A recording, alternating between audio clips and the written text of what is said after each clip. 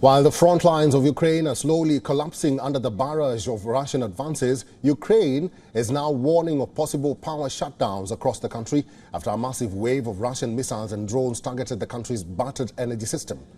Our report details how perilous the situation has become.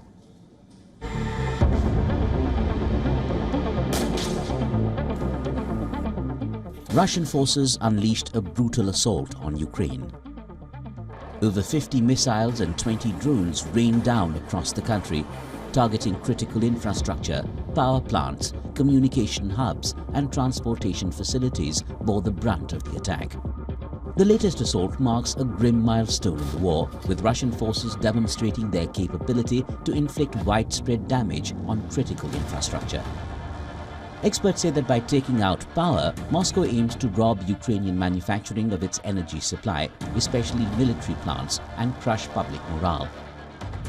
Ukraine lost about 80% of its thermal power generation and about 35% of its hydropower capacity during the renewed attacks. Before Russia's invasion, Ukraine had one of Europe's largest electricity systems and was a net power exporter. Now, Ukrainian authorities are warning of large-scale blackouts without the help of its Western allies.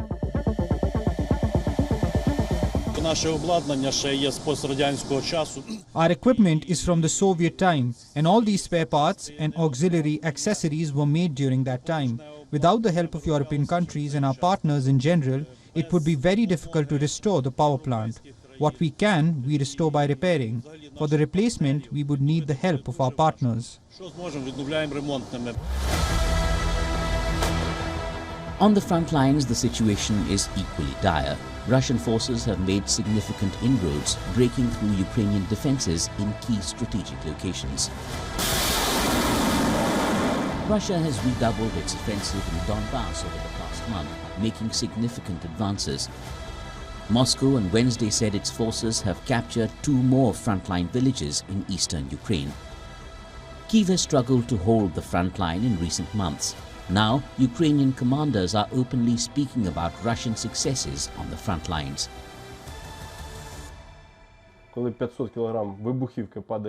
When 500 kilograms of explosives fall in a position, regardless of how well it was done, it will be surely destroyed.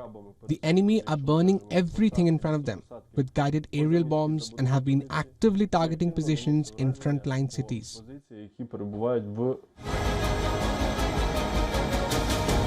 Kyiv hopes that with the arrival of long-awaited US arms supplies, the situation on the battlefield would change. Ukraine has been warning for months about shortages in ammunition, blaming delays and indecision over Western supplies. Bureau Report, WION, World is One.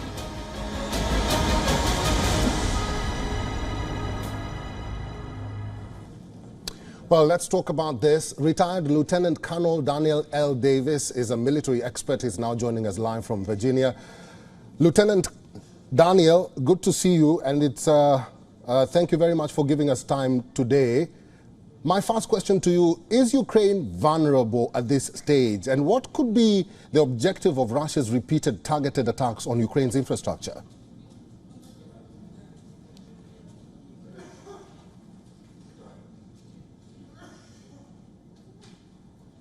Recover from the losses that they've suffered so far, not just because of the delay and the inadequate amount of supplies coming in from the West, but maybe even more so because of the manpower issue on the Ukraine side. They simply don't have enough men, even with this mobilization, to offset losses, much less to create a surplus that they could then train and then try and drive Russia out. Russia, meanwhile, does have more personnel. They are recruiting many more than they lose, and their industrial capacity continues to crank out at high speeds, so they will always have an advantage in firepower. And especially when you're talking about this energy infrastructure, it's got multiple reasons and purposes for the Russian side.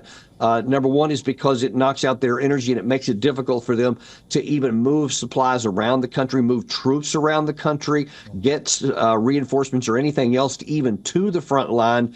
And then, of course, it also impinges on their ability to make anything domestically, because it just constantly cuts the electricity out, or the missiles themselves hit the stores of electricity or the warehouses. So every way you look at it, because of the disparity in air defense and air power, this is just going to continue to get worse for Ukraine. Colonel Davis, what do you think the lack of air defense systems is doing to Ukraine? And is Russia or the Russian forces taking advantage of this weakness?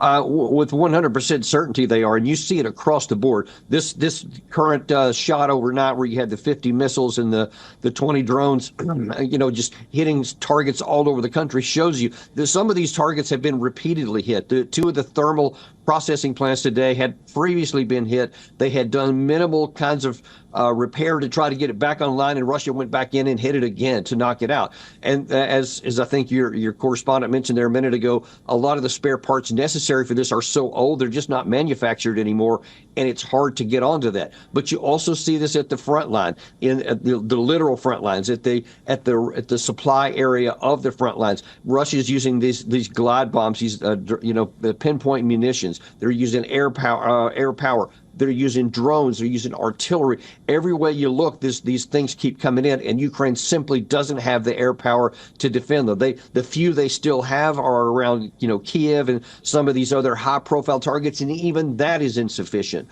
So there's just not enough interceptor missiles or systems in the West to offset this, even if they literally gave everything they had. And no one in the West is going to give everything they have. So there is no prospect to get this imbalance fixed anytime soon.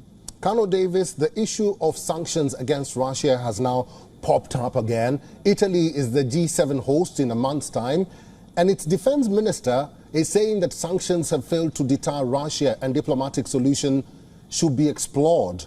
What do you think about that? It's time for us to be honest with ourselves in the West, especially.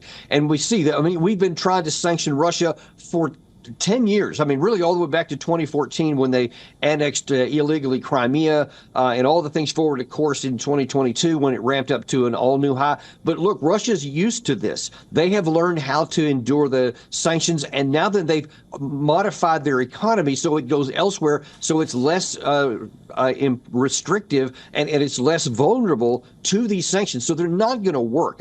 If we ever needed any doubt, just look at the economic performance of Russia now compared to the West and Europe, and you see it didn't work. So why try something that's not going to work again instead of saying militarily it's not winnable, economically it's the levers are now weakened on our side. Let's find a negotiated settlement and end the suffering for the Ukrainian people. That is attainable and makes some sense.